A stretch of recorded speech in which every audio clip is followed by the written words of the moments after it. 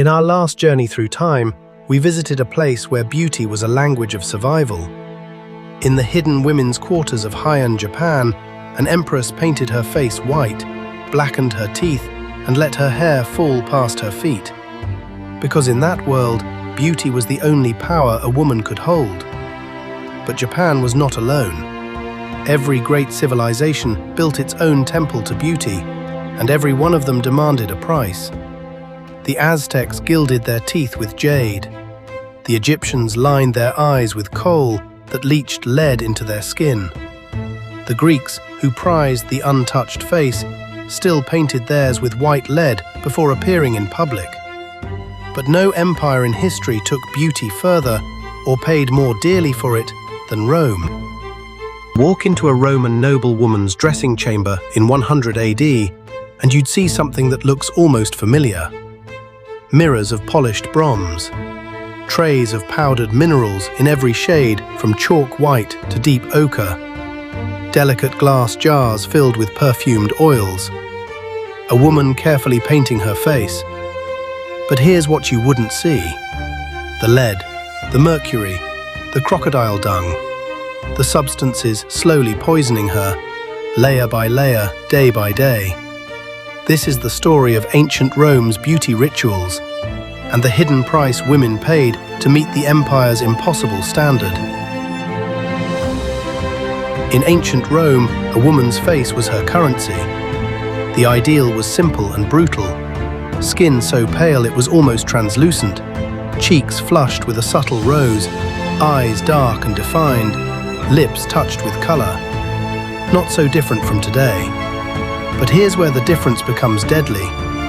To achieve that ghostly white complexion, Roman women coated their faces in cerussa, a paste made from lead shavings dissolved in vinegar. We now know lead causes anemia, kidney failure, brain damage. The Romans knew none of this. They only knew the paste worked. It covered every blemish. It made the skin impossibly smooth. It was also slowly killing them. Pliny the Elder, Rome's great chronicler, wrote about these concoctions in the 1st century AD. He called cerussa a poison. He watched women apply it daily.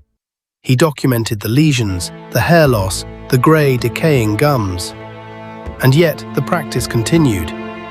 Beauty in Rome was worth dying for. The morning routine of a wealthy Roman woman was an industrial operation.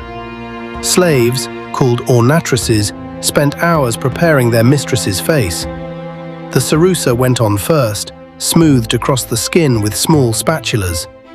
Then came the rouge, made from red lead or crushed mulberries, applied to the cheeks. The eyes were lined with kohl, imported from Egypt, made from burnt almonds and antimony, another poison. But the most expensive ingredient in any Roman woman's arsenal wasn't metallic. It was sweat. Specifically, the sweat of gladiators. Roman women collected gladiator sweat, scraped from their bodies after combat using a curved metal tool called a strigil, and mixed it into their face creams. They believed it was an aphrodisiac. They believed it transferred the gladiator's strength, his vitality, his raw masculine power directly into their skin. A single small jar of gladiator sweat could cost more than a month's wages for a laborer. The archaeological record confirms this wasn't myth. Excavations at Roman sites across Europe have uncovered small ceramic jars still containing traces of strigil residue. Human sweat, oil and dirt mixed with perfume bases. Roman women were paying fortunes to smear fighters' sweat on their faces. But here's the strangest detail of all. The most sought-after beauty treatment in ancient Rome came from an animal most people try to avoid: crocodiles. The Roman elite imported crocodile dung from Egypt at staggering expense. It was mixed with mud from hot springs, applied as a face mask, and left to dry. Seneca, the Stoic philosopher, wrote with barely concealed disgust about Roman women who would pay more to ruin their skin than to save it. And then there was the urine.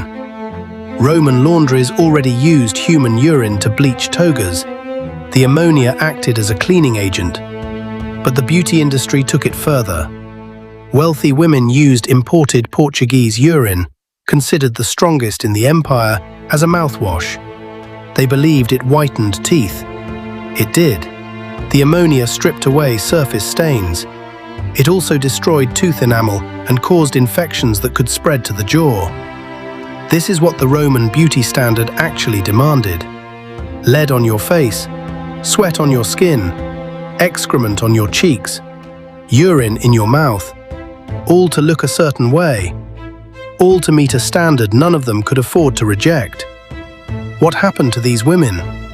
The skeletal record tells the story. Excavations of Roman-era cemeteries reveal something striking.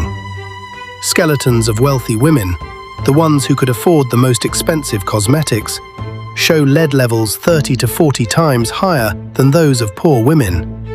Their bones are thickened and warped. Their teeth, for those who used the urine rinse, show patterns of enamel loss not seen in the general population. And a significant number show signs of dying before the age of 30. The beauty rituals that signaled wealth and status were also the instruments of death. Archaeologists have found a Roman woman's cosmetic kit in London, buried with its owner around 150 AD. Inside, a bronze mirror, a small lead pot still containing traces of cerussa, a bone applicator, and a tiny glass jar of red pigment. She was buried with her tools. The things that defined her face in life accompanied her into death. Here's the question that lingers. These women didn't know lead was toxic in the way we understand it today. But they saw the lesions. They watched their friends sicken. They felt their gums bleed. And still, morning after morning, they sat before their mirrors and painted the poison on. The Roman poet Ovid once wrote, "A woman's face is her fortune." He meant it as a compliment. Looking at the bones in those ancient graves, it reads more like a sentence. If this journey into Rome's secret history intrigued you, hit like and subscribe for more deep dives into the ancient world. And let me know in the comments, if you were a Roman woman, would you have painted the lead on, knowing what you could see it doing to the women around you? As always, we'll see you in the past.